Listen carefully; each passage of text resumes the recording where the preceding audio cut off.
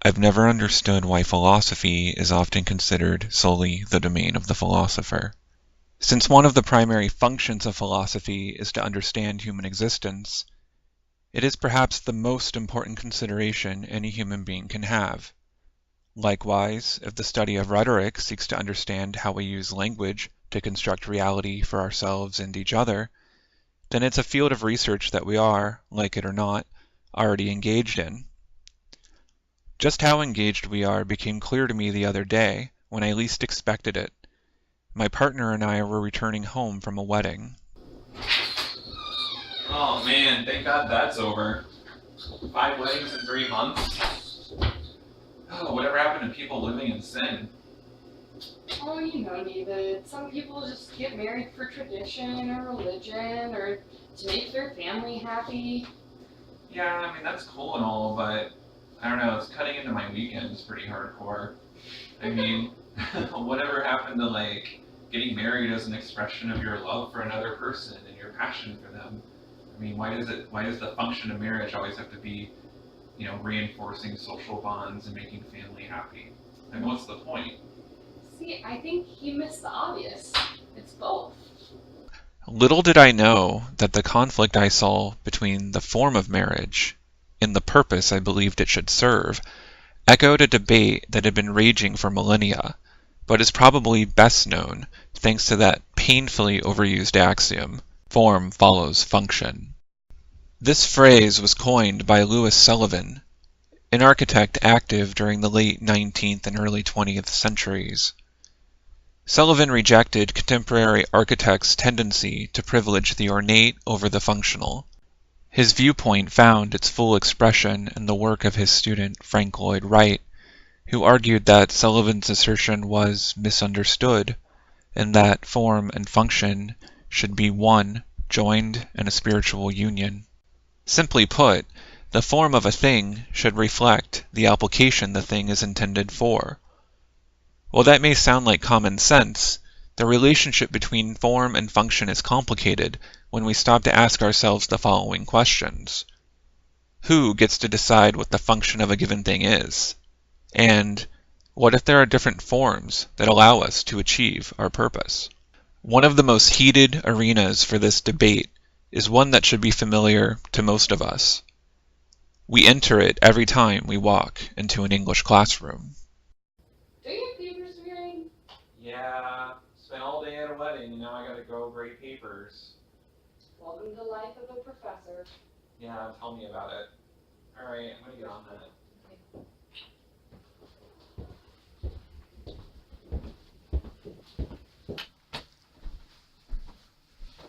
Oh, finally. Get some time to relax. Oh, but then again, got all this grading to do. At the time, I thought I was just another teacher whining about his workload. Tedious, but inevitable. However, looking back, I see that at least some of my frustration likely had roots in the socio-historical development of higher education itself. A defining characteristic of college writing courses is that the students are expected to write for an audience. Thus, the expectations of a given piece of writing are heavily influenced by its genre. According to Dr. Charles Bazerman, a professor in the Department of Education at the University of California, Santa Barbara, genre is a social construct that regularizes communication, interactions, and relations. This suggests that genre is, in its very essence, a social creation. If we accept this assertion, then we must also accept that the different forms that writing can take are, to some extent, informed by the social expectations of the genre in which one is writing. In other words, the moment a student accepts a genre, they have already given up a certain amount of creative control over their work. This is not to suggest that creative, effective writing cannot be done within a genre or within a specific form. Corax, a teacher of rhetoric who lived in Sicily during the 5th century BCE, taught a 4-part organizational structure for speeches: introduction, narration, a proof, and a conclusion. The flexibility of this basic structure is reflected in the number of times it has been adapted by other scholars. Aristotle, for instance, also embraces a four-part model for speeches that consists of an introduction, a statement of fact, an argument, and a conclusion. If the elements of discourse that are being prescribed seem familiar, that is likely because you have encountered them in an English classroom. Perhaps you have even taught them. Corax's form and its many variants are a direct response to the rhetorical situation in that they serve the function of persuading an audience to accept the speaker's argument. They later served as the basis for that hallmark of the composition classroom, the 5-paragraph essay, as well as many other forms of writing that are still current in composition. As Stephen Lynn explains in his book Rhetoric and Composition, from the time of the Roman Republic into the Renaissance and even the Enlightenment, students learning how to compose arguments were given a series of rhetorical exercises called programmasmata, so named because they were designed to lead to more advanced speeches and debates. Lynn goes on to describe how these exercises were given new life and presented to a new generation of students through Frank D'Angelo's composition in the classical tradition. A representative model of these new programmasmata is introduction, narrative, proposition, confirmation, proof, refutation, counterproof, and conclusion. And many, if not all, of these elements are likely familiar, as they are taught in many writing courses today. Like Corax's form for the persuasive speech, the working assumption behind these forms for writing is that they will best satisfy the rhetorical need of any writing situation the student is presented with. In other words, the composition is more likely to function correctly when the student has a template to direct the type and arrangement of content. Despite the continued influence of form-based writing, there has long been suspicion surrounding how helpful these forms actually are.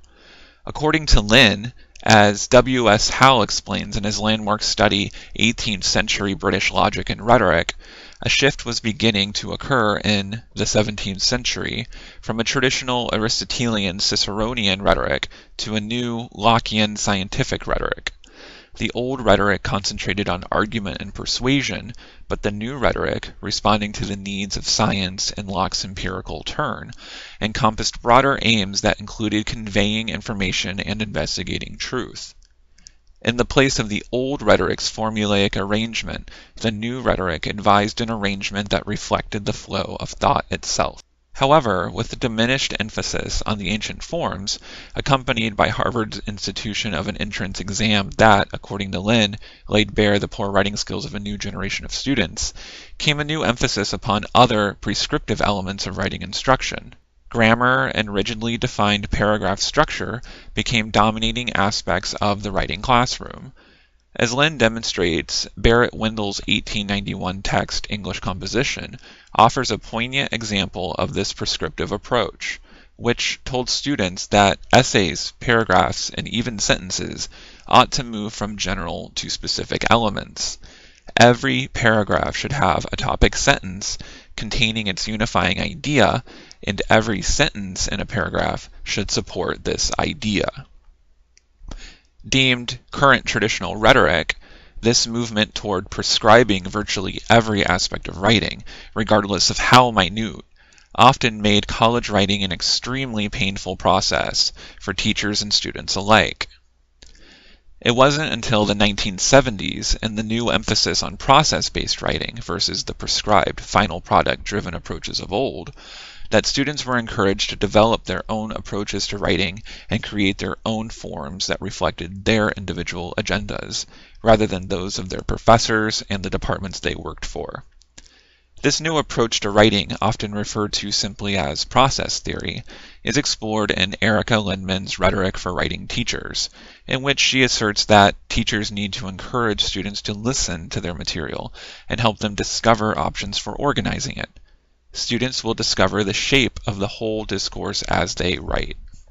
Returning to my angst-ridden turmoil on the couch, I see now that much of my reluctance to throw myself into grading likely stemmed from my knowledge that the students were writing according to many of the form-based conventions common to current traditional rhetoric.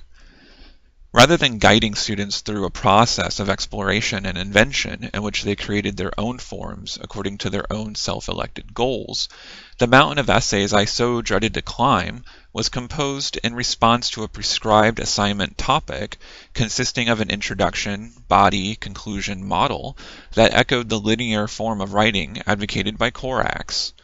Before I even looked at the papers, I knew that even the best of them would only represent glorified mimicry of writing conventions drilled into my students' heads since grade school.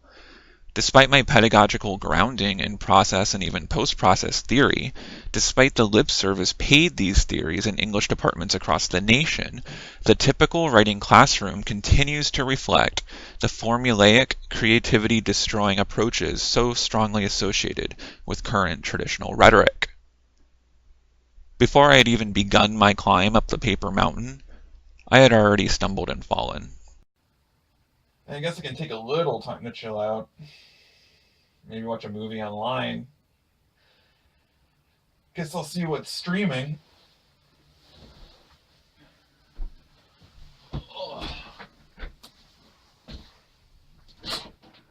Oh man, are you joking? No connection. It's like every other day there's no internet. What's the point of paying almost $100 a month if you don't get what you paid for?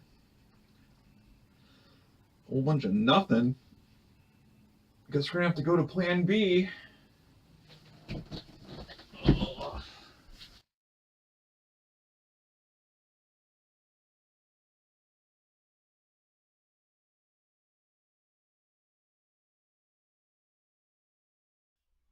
While I question the pedagogical value of approaches to writing instruction that prescribe forms instead of facilitating discovery, I am not an enemy of all things old. In fact, being forced to watch a film on video rather than through an online streaming service was a blessing in disguise. As I held the video in my hand, its tactile nature stirred memories of my Friday ritual excursions to the video store with my father. The smell of popcorn, stained carpets, and the anticipation that built up inside of me as I formed a beeline to the horror section. These are memories I cannot imagine forming through my interaction with streaming media, as it makes its journey to my computer from some anonymous server located who knows where. Unlike streaming, I can physically interact with the videotape, like a cared-for friend. Again, without realizing it, I had acted upon an unspoken understanding of the relationship between function and form. In this case, the function of film is not solely to be viewed, but to catalyze the formation and recovery of memories associated with the medium itself. If my goal is a tactile experience, that goal will not be satisfied via a streaming service. No, only dusty, warping video will give me what I am looking for.